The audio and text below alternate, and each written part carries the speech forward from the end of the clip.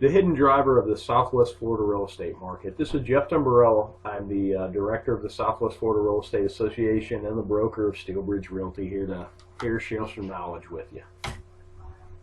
Understanding trends. Everybody talks about trends, but what exactly really is a trend? The verb version of a trend is to have a general tendency, set of events, conditions, or opinions. The noun definition: the general or prevailing tendency or course of events. Everything that I can find is always cyclical, and it's either by design or this is just how the experiment works better. But I mean, hurricane season, economic cycles, housing cycles, demographics particularly is very cyclical based upon the events that drive them. So you really need to understand the trends to understand what a market's doing and potentially where it could go. The base driver of the Southwest Florida market is retirees. They really are a base driver and a somewhat hidden driver. If you're not working or living in a retirement-based area, you tend not to notice it. If you live in some areas of particularly, say, South Fort Myers and some of the younger neighborhoods, you really wouldn't know retirees are base drivers because everybody around you is 40 with 3 kids. But a retiree is a person who's retired from a working or professional career. In migrating retirees, spending initiates growth. When they come here, their first 2 years is very, very fruitful for our economy. They generally get some housing. I notice they buy cars, they buy boats, they buy brand new Harleys. Sometimes they buy all of that. Furniture. The first 2 years, there's a great study from the University of Arkansas. It's an older study, but it really showed some neat effects of, especially the first couple of years, of retirees spending and how it affects the economy. New jobs are created because they're a new demand. The neat part about the demand is most of the capital they bring from outside the market. So particularly if they're not working and retired, they literally just bleed money into our economy.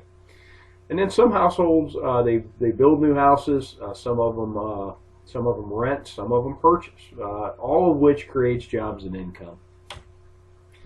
How do you check this? Well, the U.S. Census. It's an official enumeration of population. They've been doing it for a very long time. One particularly useful set of data is the count of live births. They have a lot of data sets, and if you've never been to the census page, you can download most anything there with the click of a button. It goes right into Excel, and you can work with it. And this is how you can project and extrapolate current and previous retiree trends. How do we know this to be valid? Through analysis, it's been determined that 62 years of age appears to be the age to trend. I have trended ages 55 all the way to ages 70 against our sales counts. 62 is really the age to look at.